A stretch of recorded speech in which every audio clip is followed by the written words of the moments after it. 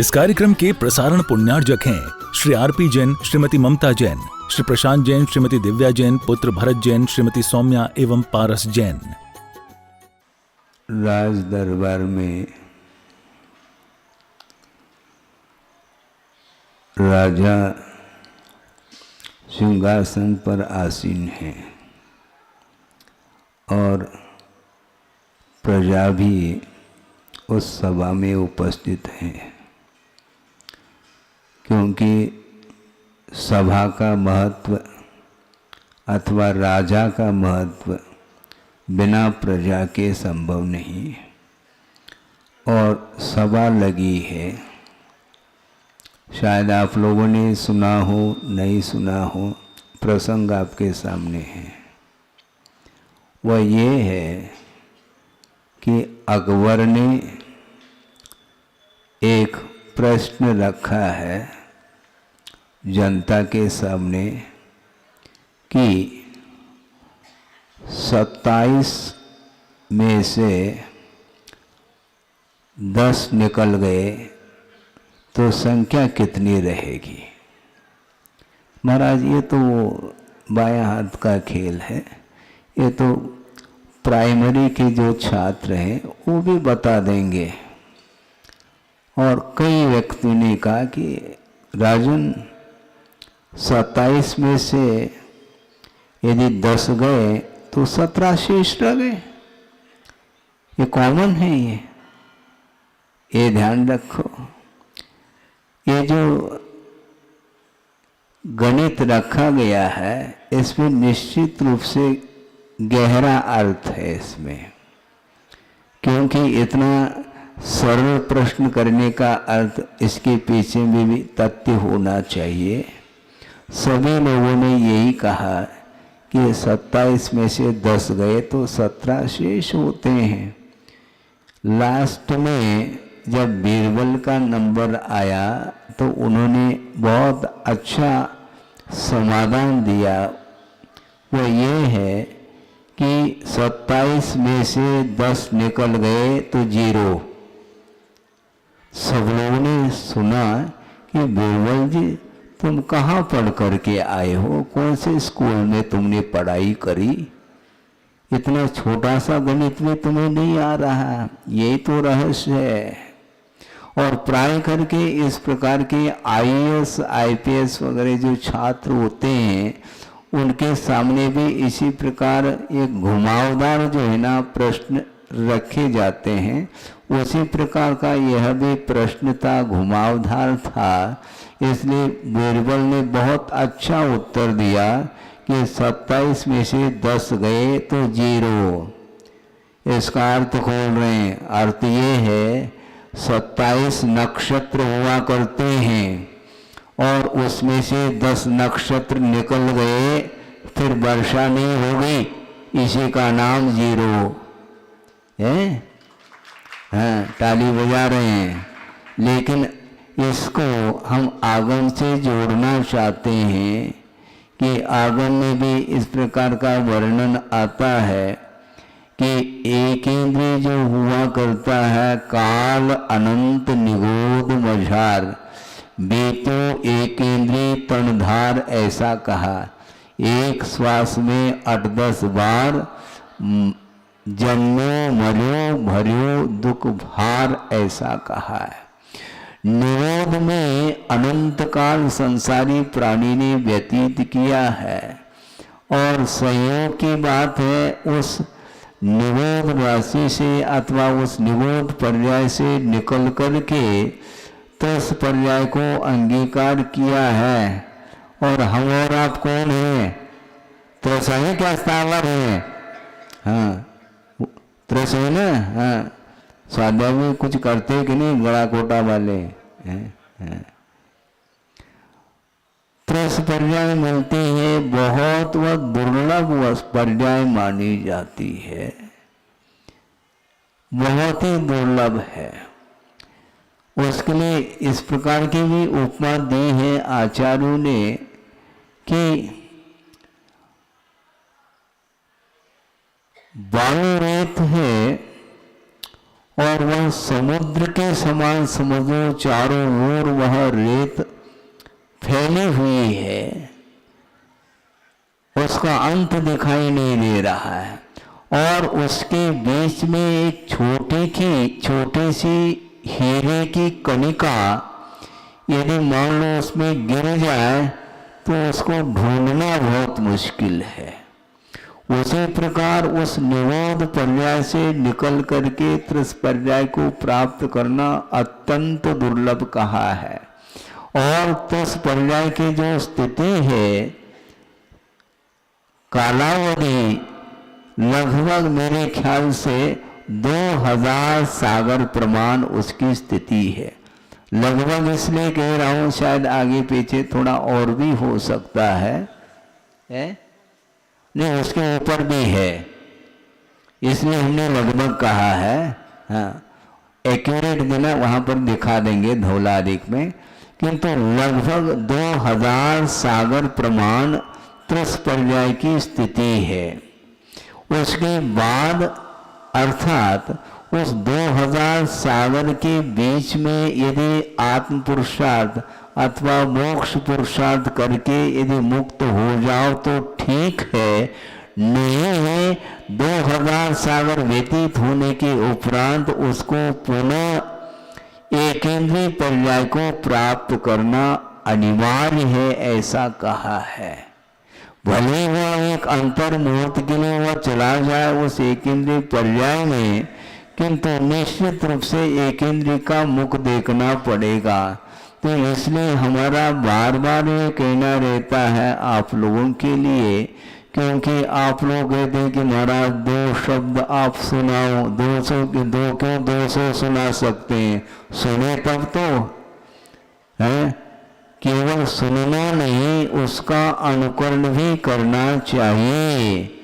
इसलिए इस उदाहरण को रखा कि 2-1 साल पूर्व में गुरुदेव के आशीर्वाद से और उनके संकेत से बंडा नगर में चातुर्मास अपना हुआ और वहाँ के स्थानीय समाज ने वहाँ पर एक शांति नगर है और एक बड़ा मंदिर 2 हैं, और मंगल धाम में हुआ था अपना चातुर्मास। लेकिन ये ध्यान रखो, वह मंगल धाम बंडा के बाहर थोड़ी है, बंडोवाल के भीतर ही किया था हमने, बंडा के अंदर बंडा नगर में चातुर्मास हुआ।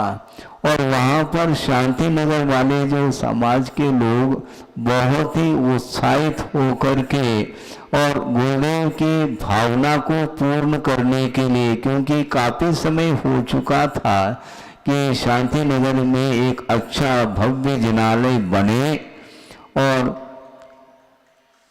उसके माध्यम से धर्म प्रभावना हो, इस दृष्टिकोण को लेकर के गुरुदेव ने आशीर्वाद दिया था। और हमारे संकेत भी दे दिया कि वहां पर जाकर के चातुर्मास करना।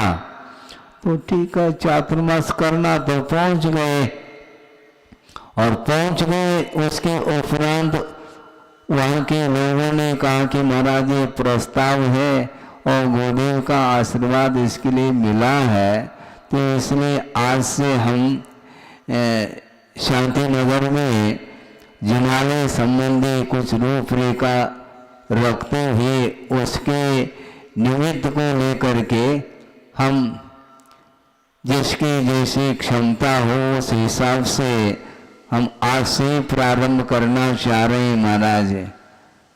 तो हमने कहा कि करने के पहले पुनः एक बार आशीर्वाद तो ले लो गुरुदेव का। तो पहुंच गए तो गुरुदेव ने ये कहा कि उनको बता देना, जिनको भेजा है उनको बता दो कि अभी मंदिर की कोई चर्चा ना करें। फिर क्या, अभी तो चातुर्मास कलश स्थापना कर लो। हाँ, इसमें भी बहुत गहरा अर्थ छिपा हुआ था, क्योंकि पहले से यदि मान लो प्रस्ताव रखते हैं, फिर वो उसमें जो भावना थी उसकी पूर्ति नहीं हो पाती, इसलिए पहले कलश स्थापना करो। और कलश स्थापना करने के लिए वहाँ के सारे गणमान्य लोग एकत्रित हो गए और बढ़ चढ़ करके उन्होंने भाग लिया। और उसमें से एक व्यक्ति यहाँ पर उपस्थित है जिन्होंने श्रीफल भेंट किया है। वो कौन है? महेंद्र जी हैं, भूसा वाले कहलाते हैं। और उन्होंने ही उस कलश स्थापना में भाग लिया है। और कितना हम भूल से रहे, शायद 1:35 का ऐसा कुछ उनका भाव था, यही है ना। हाँ, और कलश स्थापना करने के बाद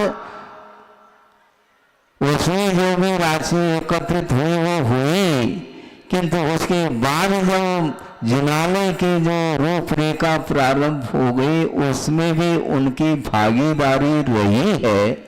और उस उत्तुंग जो जिनालय बन रहा है शांतिनाथ भगवान, उसमें मूल नायक प्रतिमा स्थापित की जाएगी। और उसके ऊपर जो शिखर जो बनने जा रहा है, मूल शिखर, उसको भी उन्होंने ही लेने का भाव रखा। भाव ही नहीं, उन्होंने घोषणा करी है। हाँ, उन्हीं के मुख से सुनो तो और ज्यादा मैं कहीं भूल न जाऊं। तो बड़ी राशि दे करके, तो इस प्रकार बहुत उत्साह के साथ उन्होंने ये वहाँ की जनता ने ये कार्य को उठाया है भार को। और गुरुदेव का आशीर्वाद पहले से प्राप्त था, इसलिए उनके लिए खास तौर से मैं कहना चाहता हूँ कि विलंब न करें, क्योंकि 27 में से 10 गए तो 0 बचेगा, ये ध्यान रखना। हमने सोचा कि उनके लिए कुछ न कुछ विशेष संबोधन की आवश्यकता है, इसलिए ज़्यादा जितना आप विलंब करेंगे तो निश्चित रूप से वह कार्य संपन्न होने में कठिनाई जाएगी। क्योंकि निरंतर प्रत्येक, चाहे वह मटेरियल हो चाहे और कोई भी कारीगरों की अपेक्षा से जो कुछ भी रेट इत्यादि तय किए जाते हैं, उनमें भी जो ना फिर बाद में धीरे धीरे वह कास्ट बढ़ता जाएगा। इसलिए जल्दी से जल्दी उस कार्य को संपन्न करने के लिए गुरुदेव ने आशीर्वाद दिया है। और हम जा करके केवल चतुर्मास करके आए, ध्यान रखो, जो कुछ भी कार्य वहाँ पर संपन्न हुआ है वह गुरुदेव के मंगल में आशीर्वाद के माध्यम से हुआ है। और हम ये बार बार कहना चाहते हैं कि मानसून जो उठता है वह वहीं से उठता है और बंडा में बरस गया, हम क्या कर सकते हैं। गुरुदेव उस समय कहां पर चातुर्मास कर रहे थे? शिरपुर में कर रहे थे शायद, शिरपुर में। और हमारे संकेत दिया था कि बंडा पहुंचना है, तो वहां पर बैठ गए। और बैठने से काम थोड़ी चलता है। हमने सोचा कि जल्दी से जल्दी मानसून उठ जाए, और मानसून का दबाव ऐसा आया कि वह बंडा में बरस गया। इसलिए वहाँ के समाज ने बहुत पवित्र भाव रखते हुए इस कार्य को उन्होंने उठाया है और दायित्व के साथ इसको संपन्न करेंगे। वो कर्तव्य है, उनका दायित्व है, इतना बड़ा भार दिया है और वहाँ पर करोड़ों रुपए व्यय होना है। उसके माध्यम से वह जिनालय वह बन के तैयार होगा और हम और आप दर्शन करेंगे। महाराज आपको कुछ करना है, मुझे कुछ नहीं करना है, सब कुछ आपको करना है और हम दर्शक बन करके बैठेंगे, ध्यान रखो। हाँ, हम दर्शन करने के लिए आएंगे, करना आपको है, इसलिए बड़े उत्साह के साथ आप लोग करेंगे। इसी प्रकार यहाँ पर भी स्वर्णोदय का निर्माण होने जा रहा है, जिसके लिए गुरुदेव का मंगल में आशीर्वाद प्राप्त हो चुका है और यहाँ की कमेटी वालों के लिए भी उनका आशीर्वाद प्राप्त हुआ है। और उनका आशीर्वाद हमारे लिए भी पल पल उन्हीं का आशीर्वाद मिलता रहा और आगे भी पल पल आशीर्वाद उनका मिलता रहेगा। किसके लिए? केवल आपके लिए नहीं, पहला हमें मिलेगा फिर आपको मिलेगा, ये ध्यान रखो। हाँ, बिना गुरु के आशीर्वाद, बिना गुरु के आदेश, बिना उनके संकेत संभव नहीं है। इसलिए मैं कई बार कह चुका हूँ, फिर भी कह रहा हूँ, क्योंकि प्रसंग ऐसा घटित हुआ है, 4-6 महीने हो गए हैं, मन अभी भी लगता नहीं। स्वाभाविक है, क्योंकि वियोग किसको इष्ट है? वियोग किसी को इष्ट नहीं है। श्रवण भी क्यों न हो, यदि गुरुओं के साथ इस प्रकार का कोई प्रसंग घटित होता है तो उसका असर, उसका प्रभाव श्रवण के अंदर भी पड़ता है। छठे गुणस्थान तक शोक का उदय माना है आगमकारों ने, इसलिए मन विचलित होता है, ये बात अलग है। उनका आशीर्वाद और उन्होंने जो कुछ भी हम लोगों को आगम का बोध दिया है, उसी का आधार लेकर के हम अपने आप को संभाल पा रहे हैं और आप लोगों को भी संभालना चाहिए। इसलिए अभी भी हम और आपके हृदय में गुरुदेव विराजमान है, तभी इस प्रकार का विशाल जनालय आदि का निर्माण आसानी से हो पा रहा है। प्रत्येक व्यक्ति के अंदर गुरु विराजमान है, ये ध्यान में रखना चाहिए। मैं सब कुछ कर रहा हूँ ये भूल जाइए। मैं तो कभी कहता ही नहीं कि मैं कुछ कर रहा हूँ, मुझे कुछ करना नहीं है। उन्होंने जो आदेश दिया है उसको शिरोधार्य करते हुए अपने को चलना है और उसके माध्यम से, आस्था के माध्यम से ही बड़े से बड़े कार्य, धार्मिक कार्य संपन्न होते हैं। इसलिए आप लोगों के लिए हमारा यही कहना है कि कहाँ निरोध पर्याय में इस जीव का जीवन व्यतीत हुआ, अतीत अनंत काल, और वहाँ से निकल करके मनुष्य पर्याय को प्राप्त कर लिया है और उसमें भी आर्य खंड में उत्पन्न हुए हैं। उसमें भी उत्तम कुल में पैदा हुए हैं और उसमें भी सच्चे देव गुरु शास्त्र की आराधना करने के लिए अवसर मिला है। इसलिए उनकी आराधना करते करते भविष्य में आने वाली पीढ़ी के लिए भी इस प्रकार के भव्य जिनालयों का निर्माण करके और उसमें अच्छी बड़ी बड़ी प्रतिमाओं को स्थापित करके अपने जीवन को सार्थक बना लेना चाहिए। क्योंकि जन्म हुआ है तो निश्चित रूप से मरण अनिवार्य है। यह वस्तु की व्यवस्था है, इस व्यवस्था से हम ऊपर नहीं उठ पाएंगे, ध्यान रखो। क्योंकि जिसका जन्म होता है अनिवार्य रूप से उसका मरण होता है और यह जन्म मरण की जो परंपरा है वह बीज और वृक्ष की भांति अनादिकालीन यह परंपरा चल रही है। किंतु मोक्ष मार्ग पर आरूढ़ होकर के मृत्यु के ऊपर विजय प्राप्त करने के लिए ही धर्म की आराधना की जाती है। जन्म और मरण से ऊपर उठने के लिए सारी साधना है। इसलिए मरण से तो प्रत्येक व्यक्ति डरता है और सुख चाहता है, किंतु मुक्ति तो चाहता है। किंतु समंत भद्र स्वामी कहना चाह रहे हैं स्वयंभू स्तोत्र में कि विवेक मृत्योर न ततोस्ति मोक्षो।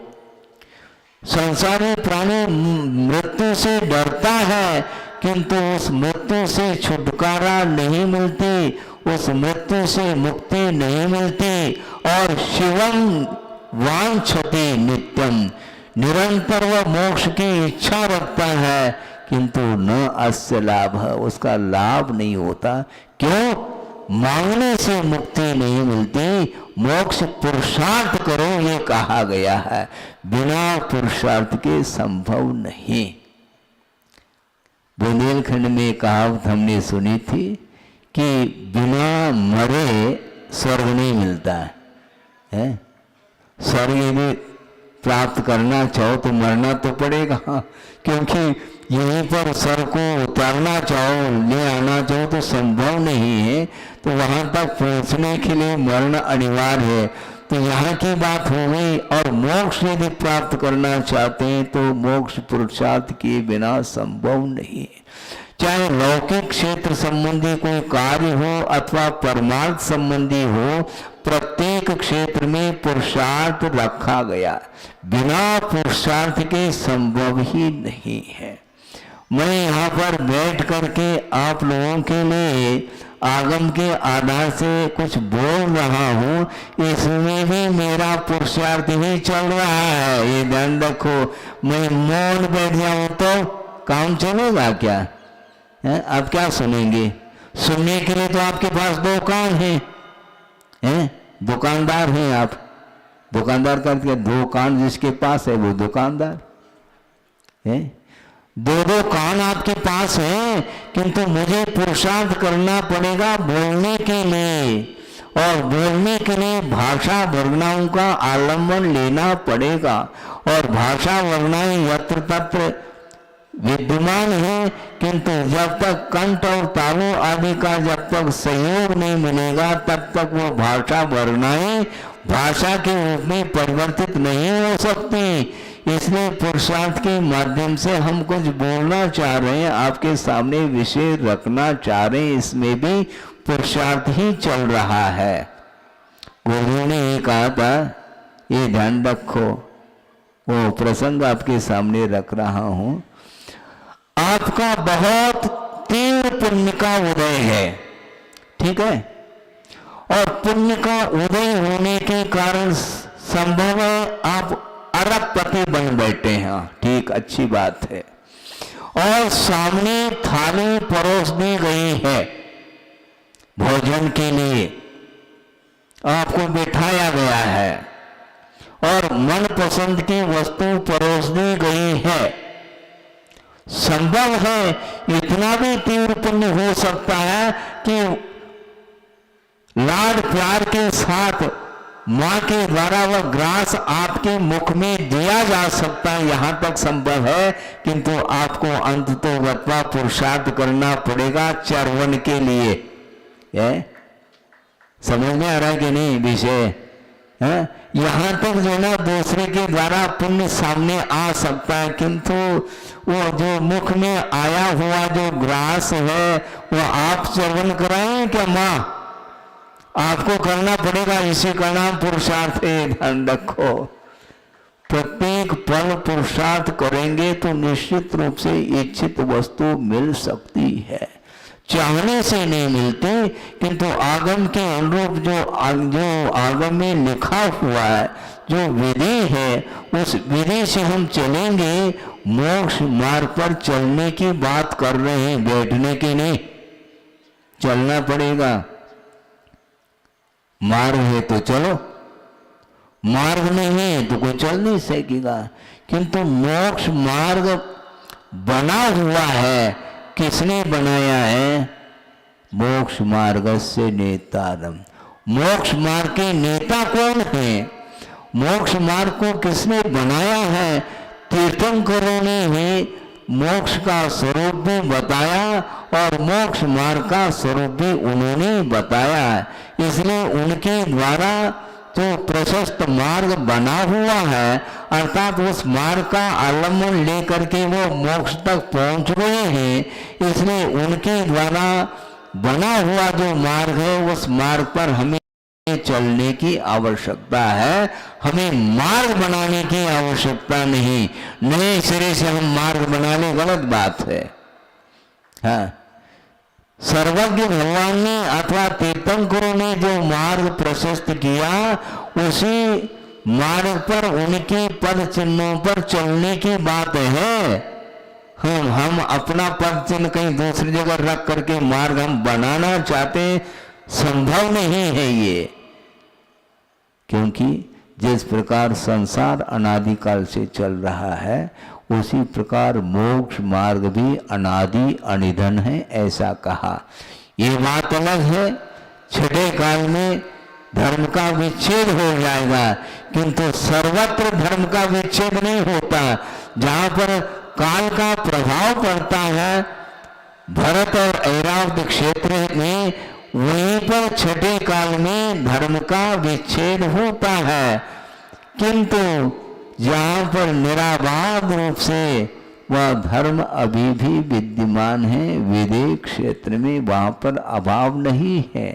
इसलिए अक्षुण्ण रूप से अनादि अनिधन, अनादि लेकर के अनंत काल तक वह मोक्ष मार्ग निरंतर चल रहा है। और आज भी विदेह क्षेत्र में विद्यमान 20 तीर्थंकर हैं और उनकी दिव्य ध्वनि का श्रवण करके वहां पर मोक्ष मार्ग पर आरूढ़ होने वालों की संख्या कम नहीं है। किंतु वर्तमान में साक्षात प्रभु का दर्शन और साक्षात विशेष साधकों का दर्शन नहीं हो सकता, ये बात अलग है।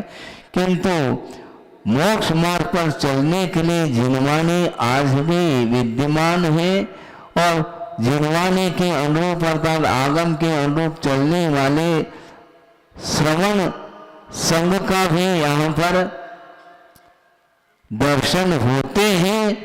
इसलिए सच्चे देव गुरु शास्त्र प्रभु वर्तमान में नहीं, किंतु जिन बिंब तो विद्यमान है और जिनेन्द्र भगवान के बिंब के पूजन करने से जो कर्मों की निर्जरा होती है वह अद्भुत निर्जरा होती है।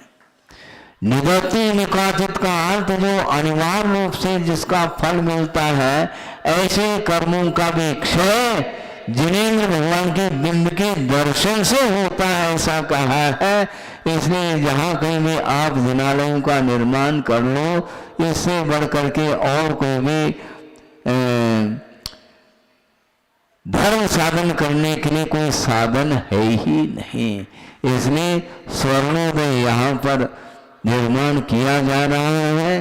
इसी प्रकार खोई है, बंडा है और भी विदिशा है, भोपाल है, इंदौर है, सागर है, जबलपुर है, ये सभी जगह जो है बड़े विशाल पाषाण निर्मित जो जिनालयों के लिए गुरुदेव ने मंगल में आशीर्वाद दिया है, वो सारे वहाँ की जनता इतनी पुण्यशाली है, उसका हम वर्णन नहीं कर पाएंगे। आप यद्यपि श्रावक हो, किंतु गुरुदेव का कहना है कि श्रावक मुनि से कम नहीं है। हाँ, महाराज इतने प्रशंसा आप कर रहे, ये तो विवक्षा है आचार्यों की। हाँ, विवक्षा आचार्यों की होती है, श्रावक मुनि से कम नहीं इसलिए कहा जा रहा है क्योंकि हम केवल आशीर्वाद दे सकते हैं जिनालय निर्माण करने के लिए, किंतु निर्माण कौन करता है? श्रावक करता है कि श्रवण करता है? बोलो, श्रावक ही करता है ना, इसलिए तो वो मुनि से कम नहीं है। हाँ, पक्की बात है, क्योंकि नींव मोक्ष मार्ग की नींव श्रावक के द्वारा ही संभव है, क्योंकि वह अपने भविष्य को निर्माण कर रहा है। भविष्य का निर्माण श्रावक अपने इस प्रकार के जिनालय और आयतनों का निर्माण करके स्थापित करके और सभी मुमुक्षु भव्य जीवों के लिए धर्म की आराधना करने के लिए उन्होंने इतना बड़ा काम किया है, और हम बैठे बैठे दर्शन करने के लिए बैठे हैं। और क्या है, इसलिए आप लोगों का बहुत बड़ा योगदान है। इसलिए गुरुदेव ने जो आशीर्वाद दिया है उसको जल्दी से जल्दी अति शीघ्र जिसको बोलते हैं, क्योंकि शिवस्य शीघ्रम कहा, जो धार्मिक कार्य होते हैं उसमें विलंब नहीं होना चाहिए, है बिल्कुल अति शीघ्र कर्मठता के साथ उस कार्य को आपको संपन्न करना है। और जितने जल्दी संपन्न करेंगे उतने जल्दी आप दर्शन भी कर पाएंगे, क्योंकि अवस्था ढलती जा रही है। बोलते ना आप लोग, ढलता सूरज ढलता ही ढल जाएगा। तो इसलिए जो वृद्ध अवस्था को प्राप्त हुए हैं उनका भी कर्तव्य बनता है कि अपने जीवन में इस प्रकार बड़े बड़े भोजनालयों का दर्शन करें। इस प्रकार हम प्रभु से प्रार्थना कर रहे हैं, हाँ, आपके लिए भी वह दर्शन प्राप्त हो, क्योंकि आप ही निर्माण करने जा रहे हो। आपको दर्शन न मिले अच्छा थोड़ी माना जाएगा। आप भी और आपके परिवार के लोग भी उसमें शामिल हो करके पूजन अर्चन आदि करेंगे तो साथ से पुण्य का अर्जन होगा। इसलिए हमें बात समझ में आ गई कि 27 में से यदि 10 गए तो 0 कहा था बीरबल ने, बिल्कुल ठीक कहा था। 27 नक्षत्र होते हैं, उसमें से 10 ही नक्षत्र ऐसे होते हैं जिसमें वर्षा काफी मात्रा में बारिश होती है और अन्य नक्षत्रों में बारिश नहीं होती है। तो कृषक को ये सोचना चाहिए कि आषाढ़ में जब बारिश प्रारंभ होती है उसी समय वह बीजारोपण कर देता है। ऐसा नहीं कि जेठ के महीने में हम जा कर के बीजारोपण कर लें, संभव नहीं है।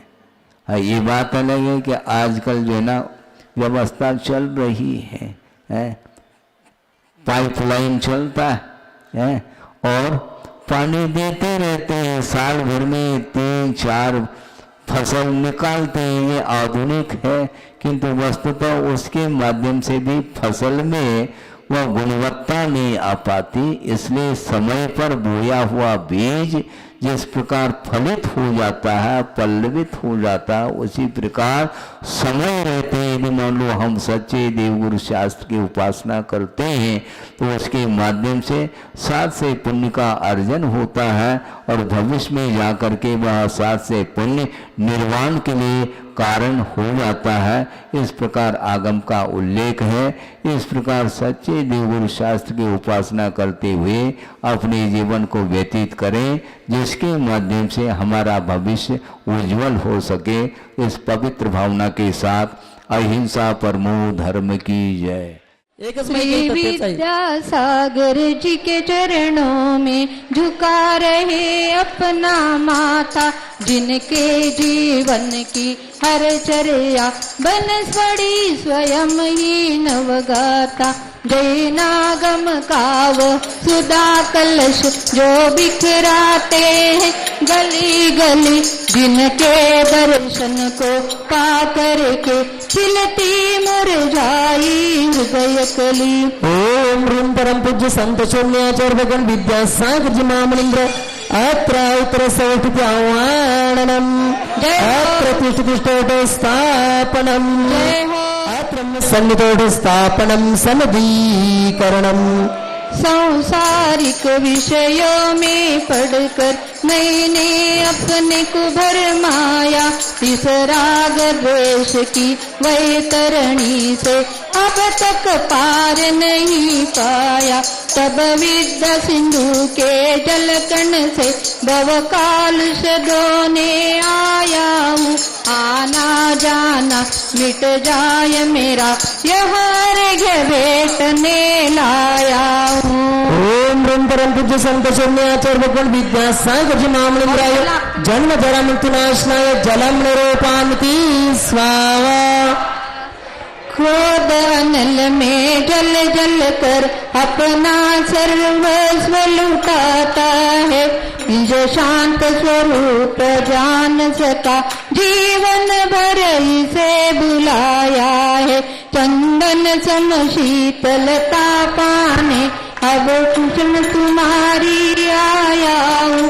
संसार ताप मिट जाए मेरा चंदन वंदन को लाया। ओम ह्रीं परम पूज्य संत शून्याचार्य भगवान विद्यासागर जी महामनिंद्राय संसार का विनाशनाय चंदनम निरूपामिति स्वाहा। जड़ को न मैंने जड़ समझा, नहीं अक्षय निधि को पहचाना। अपने तो केवल सपने थे, भ्रम और जगत का भटकाना। चरणों में अर्पित अक्षत है, अक्षय पद मुझको मिल जावे। तव ज्ञान अरुण की किरणों से यह उदय कमल भी खिल जावे। ओम रूम परम पूज्य संत शून्याचार्य भगवान विद्यासागर जी महामंदिराय अक्षय पद प्राप्त अक्षतम निरूपामिति स्वाहा। इन विषय भोग की मदिरा पी मैं बना सदा से मतवाला। कृष्णा को तृप्त करे जितनी उतनी बढ़ती ज्वाला। इस कार्यक्रम के प्रसारण पुण्यार्जक हैं श्री आरपी जैन, श्रीमती ममता जैन, श्री प्रशांत जैन, श्रीमती दिव्या जैन, पुत्र भरत जैन, श्रीमती सौम्या एवं पारस जैन।